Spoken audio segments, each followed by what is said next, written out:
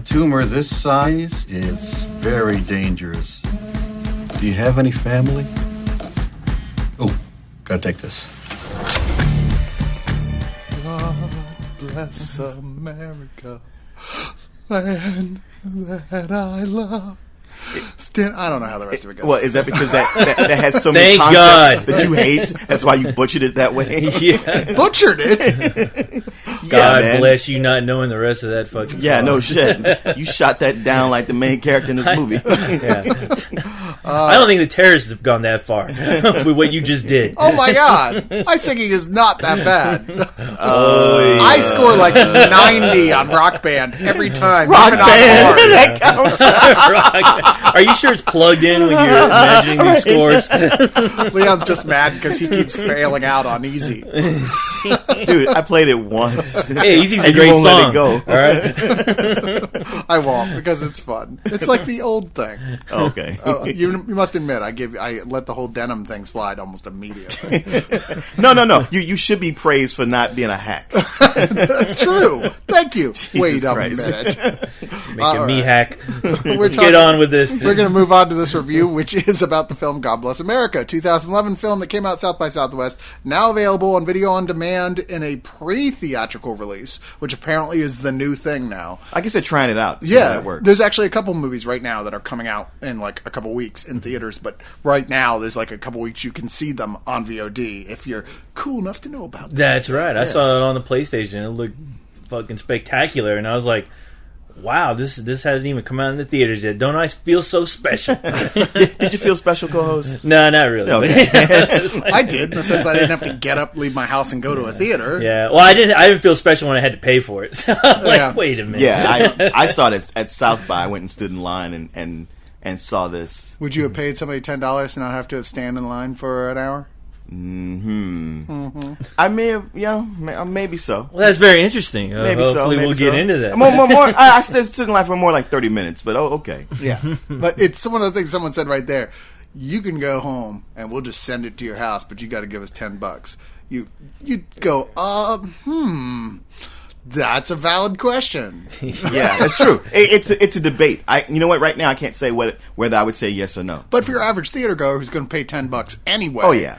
you know, why not watch it? I would have paid the $10. I mean, hell, Bobcat Goldthwait directed it, and I was like, the last movie I loved from him was Shakes the Clown. Because that's just a great goddamn No, movie. I love Shakes the Clown. I think it's his best movie. But How's it shaking shakes? I also like the last movie he did, World's Greatest Dad. I really like that movie a lot. So I was excited to see God Bless America. And you know what? I felt like it was a privilege to stand in line to see God Bless America. Really? Until after I Yeah. saw it. And then I was like, wow, I really tricked myself on that That's one. too bad, because I remember you told me that, and I was bummed out because I really wanted to see this, but every time they had a screening for this, we had to fucking record. Right. So, yeah, we didn't get to. Well, South by gets a little crazy, and I also, I was going to go see it, and then I lost my badge, and yada yada. It's a whole nother That's another story. whatever the hell else you want to put in there. But I did not feel the same way you did about World's Greatest Dad, and you know that we had a big sort of not really a debate, but a sort of like we both like films that make you think and put you on edge. But this is where I drew the line. Sure. Where I was just like, I just found it unpleasant to a degree that I couldn't enjoy myself watching. Which I understand. Yeah, I was like, okay, I get what he's doing. I see what you did there, Bobcat Goldthwait. But there was just nothing in it to give me joy. Like Shakes the Clown had just sort of it was a rough-edged look at the world and how just scummy and terrible people are, with a sardonic wink to its audience, because it was all through the eyes of this really terrible alcoholic clown character. This community of clowns that they built up, this whole society. That's what I thought was cool. I know, and I was like, where else are you going to see a movie where you actually have lots of bar scenes with clowns getting drunk and screwing over each other like rodeo clowns, being assholes? I mean, I love it. Now, I didn't see Sleeping Dogs Lie, so I can't speak for that. I didn't even know about it till just now when I was looking at the Wikipedia page. But like I say, I don't agree with you about God Bless America. Now, that being said, I only watched half of it because I ran out of time. But I was at the point where I had to leave to go see another movie. I was like, I wonder if I could call them and say that I have a slight cough or something. Because I want to stay and finish this movie, and I won't have a chance to now.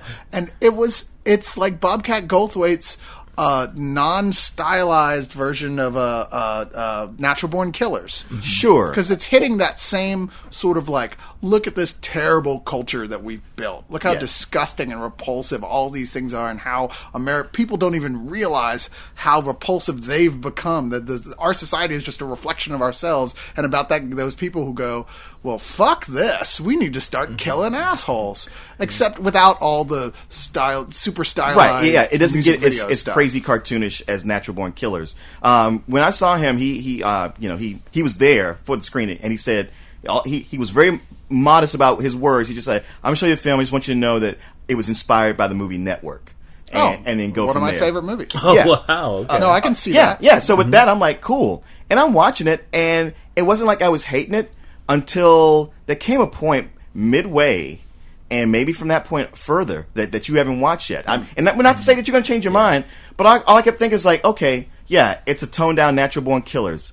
It's also, it makes me think of Falling Down, and mostly it reminded me of the movie I love from last year, Super, except there was nothing super about it. It's just a story of a middle-aged guy who's pissed off, he's sick of things, and his answer is to take a gun and shoot everybody. Well, let's I mean, well, just where I lie right now is between both of you guys, because I agree with you. Those Cyrus, aren't pillows. As far as and it's awfully warm in here. And you, Leon, I definitely see your both of your takes on it. Where I mean, I guess we'll get into it if you want to tell them what it's about. Which I guess you already have, right? I thought you already did. No, I did not. It took a while to get into this point. But Frank, played by Joel Murray, one of Bill Murray's brothers, who you don't see as much as Brian, sure, but considerably more than John. Poor John. Has discovered he's got a brain tumor. He's been fired from his job for just absolute bullshit. Boy, could I identify specifically with what happens to him here. I was like, I can identify with that. Are you fucking kidding me? Yeah. With the brain tumor part? No. Okay. No, that makes a lot of sense. That's just Quatu. It's my own little Quatu. And he's like, fuck it, I'm going to kill myself. But as he's sitting there in his house watching TV with the TV on that has been, driving him to the point where he would consider suicide anyway. There's nothing good on, is only evil on, pretty much. Yeah, it was definitely a taxi driver scene. Yeah. He's flipping between one reality show to the next one. And it's all people being assholes on every show. And he's watching, and it's one of those ones where it's like my super spoiled 16 birthday type shows. This girl just being a screeching harridan of a little bitch. And he, ding, goes, why am I going to kill myself without cleansing the world of this piece of human trash first? Right. And so he decides he is going to go, he steal his asshole neighbor's car and drive out to there and to where this girl goes to school and take her out. Which indeed he does. But he's spotted by another high school girl, who decides, named Roxy, played by Tara Lynn Barr, who decides that was the most awesome thing that anybody has ever done, and forces herself upon Frank as their new partner. Yeah, she's like Winona Ryder and Heathers. Yeah. Like, these people at my school suck. We should kill them. Yeah. Let's go. Well, was that really what Winona Ryder was like in Heathers? Yeah. The Christian Slater was all like, she was more like being the one being kind of drawn into it. It wasn't that way. She was slowly being drawn into it. Yeah. But not this one. This girl is the one who's like, she's the alpha. She's gung-ho, yeah. She is the alpha in this relationship, and is like, look, we need to clean up, assholes. And it's an interesting point where he has to talk her down and say, look, I know there's lots of things that irritate you, but that's not the same thing as saying those people need to die. We need to be a little more specific about people who are just wildly inconsiderate ass faces who are just a waste of flesh. Bottom line, that chick was pretty much the same chick who is Ellen Page. Yeah, Ellen Page from Super. Super. You're right. She really was. Yeah, she absolutely was. Yeah. And so they go off and they start doing things like killing people on this show's version of American Idol, and people who talk in movie theaters, a segment that I really hope they use an edited version for at the Alamo Draft I'm House. sure they will. That's all I was thinking about watching that scene. Yeah, you can't help it. I mean, they even go after a Bill O'Reilly type. Yeah. But I appreciated the fact that it wasn't just trying to copy Natural Born Killers. I didn't think that it really was. I mean, it starts from a similar premise, except it's not about the media's obsession with murder the way Natural Born Killers is. It's with the public's obsession with Schadenfreude. Okay. And Well, it wasn't a Bonnie and Clyde type of situation either with the two main characters. I mean, it really was. I mean, I hate to say it, like pretty much riding on the coattails of Super, with its entire premise, where you have a guy, he's pretty much settled on what he needs to do. I guess before he checks out. And you have a crazy ass fucking little chick, just tagging along because she's more about just, killing motherfuckers. Yeah. And and you just see them go through this ride, which it is cool. I mean, it's not these people trying to be superheroes. It's like just some quote unquote your average Joe who just can't take it anymore. Just watching how America has now just become like a cesspool of this regurgitated pop culture that everyone he looks at everyone and it's just like, wow, I mean, we're all choking on this shit that we love and endear, and we aren't living our lives anymore. As he says to one coworker, it's like, when was the last time you had a conversation with someone that wasn't just about something you saw on TV or discussing some pop culture thing? And the guy's like, oh, I know what you're talking about. I heard a thing on the radio where the hosts were talking about how they're taking our liberties. It's like, no, you fucking moron. That's exactly what I'm saying. It's like nobody has an original thought anymore. Yeah, everyone just regurgitates what they see, and that's all anybody talks about. Nobody talks about who they are. Nobody has real conversations anymore. It's all about what they watch, what they hear. And, hearing all that, you can't help but go, wow, I'm a victim of that too. And I don't even know it until it's like blatantly thrown in your face. But at the same time, though, with this movie, I thought there were a lot of times in it where they really were beating you over the head with that message. Yes. A lot. And there were times when it kind of took you out of the movie because the movie started to become like the exact situations that everyone in this room hates. I'm like, you hate talking. You hate people talking in the theater. You hate people that go overboard with their right wing politics or whatever. And they have every single scenario played out to where it almost seems like sketches. When you're watching it. And that was the only part that kind of like had me go, I wish this was played out in a more realistic way, even kind of in a way that I thought Falling Down did pretty well. Even though you watch that movie now, it seems a little bit dated. Well, sure, but that's the thing. I mean, it seems dated now, but at the time it was poignant. But this is coming out now, and I'm watching this guy, and I'm like, all right, I'm steeped in pop culture, and I hate the things he hates, but I don't see where killing these people is any kind of solution at all. As a matter of fact, it goes over the top, but isn't willing to be the cartoon it needs to be to sell it. So it's still trying to keep, stay one foot in reality and the other in, hey, let's just do all this fucked up shit. But it's like, it's too much. You're trying to hit everything. You know what? If he had shot me in the face with his shotgun, I wouldn't have felt as beat over the head with this message as this movie was. And on the other side, it just felt cheap. And like I couldn't even believe Bobcat Goldthwait did it, because skill-wise, it was a huge step backwards. It was just, so like there's so many places with editing just felt choppy. And mostly this guy's motivation bothered me, because him sitting at home, I know he's depressed, but he's sitting at home and he's flipping. And he's just sitting there watching his TV, flipping to all the worst TV programs. Like, look, I'm sorry, dude. Yeah, those shows are out there, and I hate them. That's why I don't watch them. Yeah. You complain to other people like, you ever just not watch TV and have a conversation? I'm like, I don't know. Do you? I mean, all I see you doing is drinking a beer and watching TV. I mean, you making yourself mad. Fuck well, you. You do see the scenario play out of where this guy once had a family. And it's such a fucked up situation with him, his wife, and his kid, to where you could tell early on that it's taken a toll on him, which is why he's become this like Travis Bickle type character, or even worse yet, he becomes Michael Douglas in Falling Down.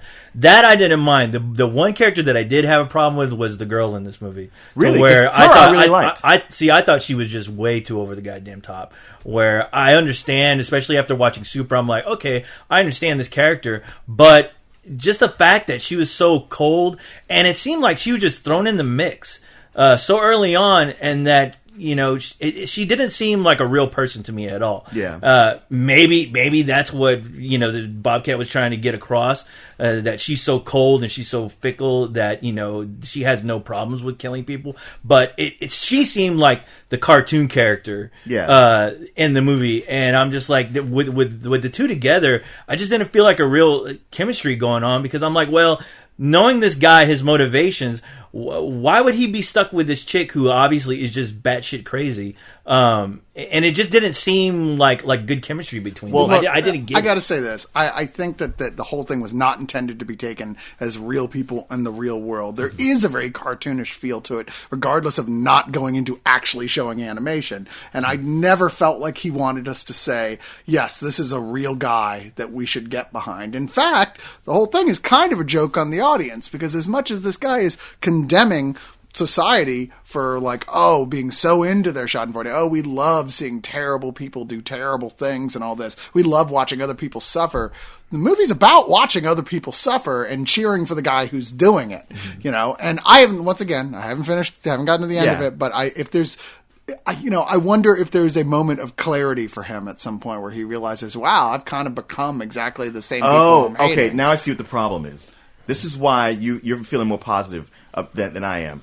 Spoiler: there's not. Okay, see, that would be necessary to some degree. And see, that's what I kept expecting through this, because I'm like, there has to be that point, because through the movie, the movie's trying to sell you like, hey, he's the hero, he's the good guy. He might have a tumor, but he's not crazy. Now, if it was that he's crazy, sure, I'd go with it. But they keep trying to paint it like, hey, he's the most sane guy in an insane world, and I'm like, no, dude, you're really not. This is not problem solving. Yeah. One of the great things that Falling Down had going for it, you had Michael Douglas, who had snapped and was going after things that kind of annoy a lot of people, but it was juxtaposed with Robert Duvall, who had just as much pressure on him as a cop who was hunting him, and still managed to rise above it. And it was just there, just to show look, that's not the answer. There's an alternative way to go. I don't care what's happening to you. Yeah. And here, it's like the movie wants you to cheer him on and say, go, go, go. And I'm like, no, you're worse than the people that you're targeting. I did keep thinking while watching it, as you were saying, he's sitting there so depressed with what's on. I'm like, man, I don't even remember what commercials are like anymore, because I stopped watching cable television so long ago, because guess what? You don't need to anymore. Yeah, you don't. Well, there's no reason to watch shit that you don't want to watch. If this guy's like, oh, well, he can't afford a streaming thing, great, go to the fucking video store and rent a movie for $1. Hey, man, instead of getting mad at all these people who for watching this shit, go to your own library and read a fucking book. And that is the problem with the main character, is that with Falling Down, you in some ways you sympathize with him. He especially with him dealing with just wanting to see his daughter. There was something there that you can say, okay, he's not a complete monster. He is, there is kind of a goal in some way as far as what he's trying to do, even though he goes the completely wrong way about it. And with that, you don't have any of that in this movie, really. But didn't you think it was kind of still just a... No, I he was just going for the vicarious thrill to the audience of we hate all these people too, and did a setup in which we actually get to enjoy watching them get gunned down as a sort of hello, we're sick of seeing this bullshit. Which I understood, but for some reason I still couldn't find myself rooting for him as much as, I rooted for what's his name in Super. Rainn Wilson. Yeah, Rainn Wilson. As much as I was rooting for him in that movie, I really had a problem trying to really be behind this guy, even though I completely agree with everything. All the dialogue that was said, I was like, wow, all this dialogue is great. I just wish there was more to this character that I can find something to really latch onto besides him just being just a cold guy that just decided, fuck it, I'm just going to start shooting people. Because I was waiting for the scene for someone to say, did you ever think about just turning off the television for one day? I mean, that's what you were really waiting for. Stop drinking beer in front of the TV every night. Move. You hate your fucking neighbors who are always talking about every goddamn TV show, and they're screaming, kid, fucking get the fuck out of that house. Yeah, it sucks how you got fired from that job, but you know what? That's a shitty place to work anyway. Yeah. But as far as now getting to the filmmaking aspect of it, I was really shocked to also notice it did feel kind of cheap, because I mean, I've only seen Shakes the Clown, and, you know, as much as I love that movie, it seems like a very low budget, first time filmmaker type of film. Bobcat just had a great premise, you know, that really made that movie what it is.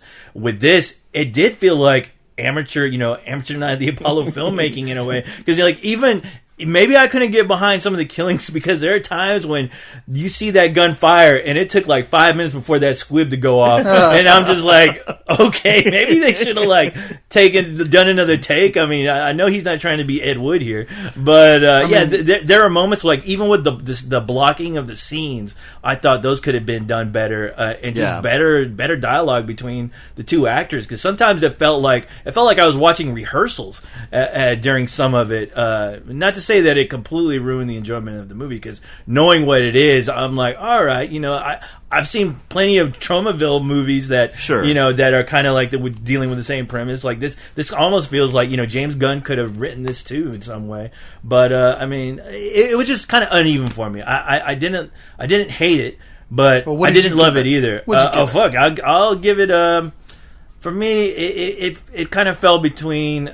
This is tough too. I didn't even think about this. Matinee. I will just throw in a matinee. And I'm just going to say I'm not going to give it a rating because I haven't seen the whole thing, but I will say the 52.45 minutes I saw of it, I really enjoyed. I was with it 100%. And if you say that there's absolutely it's not building towards anything, then certainly that would be a big mark against it. I didn't think it was anywhere near as amateurish as you guys are saying. I think, sure, next to World's Greatest Dad, it's nowhere near as polished, but they had Robin Williams and probably like $8 million more dollars to spend. Sure, absolutely. But there's so many places where I go, like, even when you don't have money, the blocking should be better on these shots, and this set shouldn't look so cheap. The movie's short, so you're at 52 minutes. You probably got another 20 minutes or 25 minutes to go. It was an hour and 45 minutes. Is it an hour and 45 minutes? Yeah. Okay. But what I will say, it's not like it leads to nothing, but where it does end up, I was like, wow.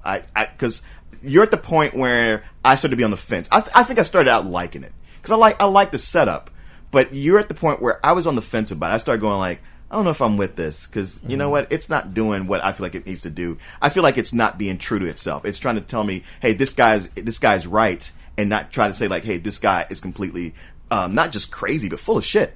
And I'm not buying into it. I'm not digging what I'm seeing. I'm getting some things where I laugh here and there. And the main thing is like the girl, Tara Lynn Barr. I actually, you know what? She brought a lot of life to it. I like what she was doing, but not as much as Ellen Page and Super. And I just felt like, you know what? I wish I could have had a copy of Super and gone to Bobcat before he even started rolling film and say, dude, watch this before you shoot. And he would have gone like, oh, shit. Well, then never mind, you guys. Just let's scrap the whole thing. I think it was just a quinkadink. Probably so. Happened, which sucks. Probably so. But, this movie, it lacks the subtlety and the smarts to pull this off in a way that works for me. I just find it a rental, almost a low rental. You know what? God. Here we go. Let me just change my goddamn review, which I never do. I feel like a complete... I apologize to everyone for being a fucking chowderhead. But yeah, I mean, just thinking about the ending, especially when you're talking... You're right. It is a rental. It is very much a rental. Because I remember, like, after watching this, I was like, seeing it at home, maybe I was like, you know what? Seeing it at home was fine. Yeah. There's a reason why I didn't see it. If I was in the theater, maybe I would have had a completely different experience, in the theater, wondering, like, wow, was it really worth me sitting in this theater to watch this, to realize that, it's good, but I've seen other movies do better with the subject matter. So, I mean, I'm sorry. I'm going to give it a rental. Let me change it. Damn you, Carlos. I'm the asshole now. Yes. I'm the asshole for being part of this review where I hadn't even finished the fucking movie. I would have loved for you. You know what? I would have really loved for you to... I wish you had. And I would encourage you to go ahead and finish it. I'm going to. That's why my Xbox is still on. I wish you could fucking... I wish you could have seen it instead of us doing this. Yeah. I'll tell you, though, what I would like to see is... Because I was glad to see Joel Murray, right? I'm like, I remember him from One Crazy Summer and Scrooged and all kinds of stuff. I mean, he's Bill Murray's brother, and I've always thought he had a charisma to him, as does his other brothers, Brian Doyle Murray, who you've seen in a billion things, and, of course, John Murray, who knows what the fuck happened to him. But Moving Violations was one of those great, late I thought he was going to be a fucking star. It was like a Police Academy spin-off kind of. Except Right. I actually thought it was funnier. It was than funnier Police than those. Academy. I thought so too. Yeah, and then he just kind of disappeared. Yeah, I thought he was like the Bill Murray 5.0 at the time. I'm like, oh, here he comes. You better watch out. I thought, they pumped out another one to come in when the first one gets too Bill old. Murray always likes to do movies to help out his friends. Yeah. He always likes to take quirky things, and he likes to work with what's his name from Harold Ramis? Rushmore and all that. Oh, Jason Schwartzman. No. The director. Wes Anderson. Wes Anderson. I'm like, why don't you do a movie where Bill and his brothers play brothers, directed by Wes Anderson? That I'd like to see. Yeah, sure. Where they all play Ghostbusters, and this guy can be the Stay Puft Marshmallow Man. I would love to see that. Frank, don't. Let me. I'm recording this. Thanks for turning off your cell phone. You're welcome. Why have a civilization if we're no longer interested in being civilized? Hey, buddy, what's wrong? A lot. A lot of crazy people out there. I only want to kill people who deserve to die. We gonna do this or what? I know it's not normal to want to kill, but I am no longer normal.